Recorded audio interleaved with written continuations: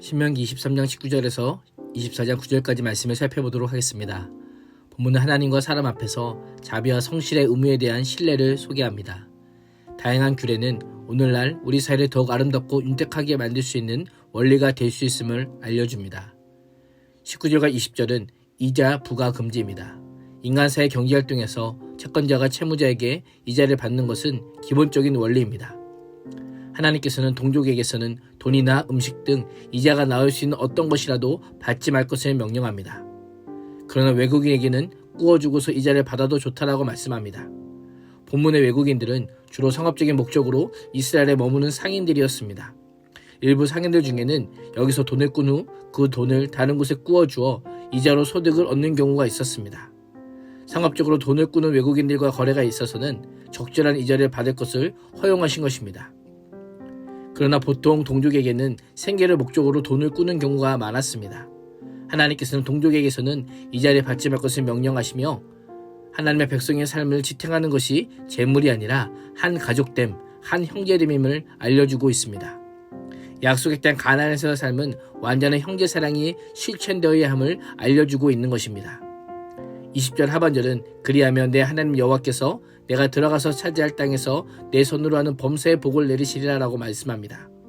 이자 금지 규정은 언약 백성의 모든 소유가 하나님의 선물임을 고백하며 하나님의 은혜를 아는 자만이 지킬 수 있음을 알려줍니다.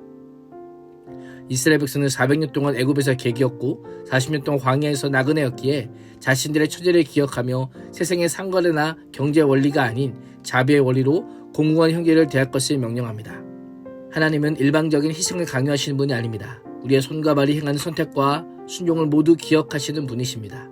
말씀을 지켜 행하는 자에게 하나님께서 이자 소득보다 더 값진 많은 복을 받게 될 것임을 말씀하고 있습니다.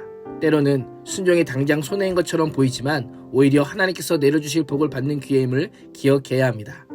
21절에서 23절은 서원에 대한 규정입니다. 서원을 하지 않았으면 죄가 없지만 만약 서원을 하고 서원의 갚기를 더디하면 그것이 죄가 되기에 입으로 언약한 그대로 서원을 갚을 것을 명령합니다. 그래서 이스라엘 백성들은 서원을 할 때 자신이 실천할 수 있는 믿음의 분량만큼만 서원해야 했습니다. 우리 또한 하나님 앞에 서원할 때는 나의 형편과 믿음의 분량에 따라 신중하게 서원해야 합니다. 24절과 25절은 생존을 위한 권리입니다. 이웃사람의 포도원에 들어가서 먹을 만큼 실컷 따먹는 것은 괜찮지만 그릇에 담아 나가면 안 됩니다. 이웃사람의 곡식밭에 들어가 이삭을 손으로 잘라 먹는 것은 괜찮지만 이웃의 곡식에 낫을 대면 안 됩니다.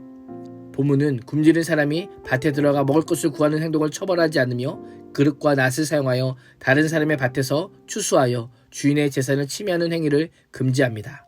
하나님께서는 언약 백성으로 하여금 땅이 없는 자들을 위해 일부러 추수하지 않고 그대로 두어서 누구든 먹을 수 있게 할 것을 명령합니다.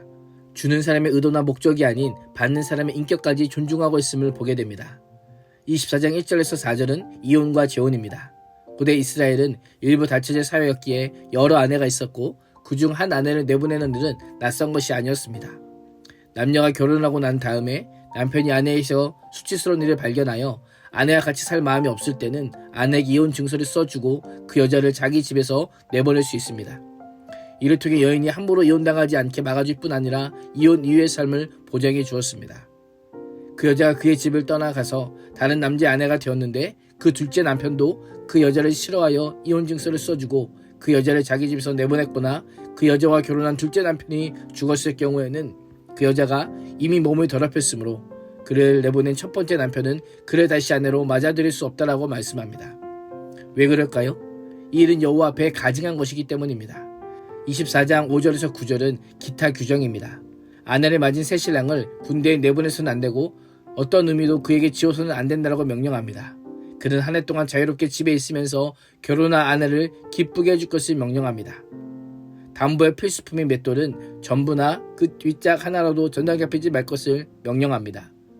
고대 근동지역에서 집집마다 손으로 돌리는 맷돌이 있어서 음식을 만드는 데 필수적인 도구였습니다. 예레미야 25장 10절에 보면 실제로 마을 저녁에는 매일마다 무디게 갈려지는 맷돌 소리가 들렸음을 알려줍니다. 삶의 필수적인 것을 전집하는 것은 사람의 생명을 저당 잡는 것과 마찬가지였습니다. 모세는 정당물을 취하는 채권자 행위가 채무자를 생존의 위협으로 몰아서는 안 됨을 알려주고 있습니다. 또한 어떤 사람이 자기 형제 이스라엘 사람을 유기하여 노예로 부리거나 판 것이 드러나거든 그 유괴한 사람은 사형에 처할 것을 명령합니다. 하나님의 형상인 사람의 생명을 훔친 것으로 살인죄와 달이 없기 때문입니다. 거룩하고 정결한 공동체를 유지하기 위해 나병 환자는 격리했습니다. 제사장들의 엄격한 검사를 통해 공동체 안으로 다시 들어올 수 있었습니다. 이를 어기면 미리암에게 내려진 것처럼 나병의 심판을 받게 될 것을 명령합니다. 하나님께서 모세의 친누나요 선제 미리암도 차별 없이 지키게 하심으로 모든 사람은 차별 없이 규례를 지켜야 함을 알려주고 있습니다. 하나님께서는 사회적 약자 보호를 위한 언약 백성의 규례를 소개하며 형제사랑과 하나님사랑과 가족사랑의 계명을 실천할 것을 명령합니다. 사랑은 말이 아닌 행동입니다. 사회적 약자에 대한 관심과 보호를 통해 하나님 사랑과 이웃 사랑의 계명을 생각만 하는 것이 아닌 삶으로 실천하는 그리스도인이 될 수 있기를 주님의 이름으로 축복합니다. 기도하겠습니다. 하나님, 사회적 질서와 법들이 하나님 사랑과 이웃 사랑의 틀 안에서 행해지게 하여 주옵소서. 예수님의 이름으로 기도합니다. 아멘.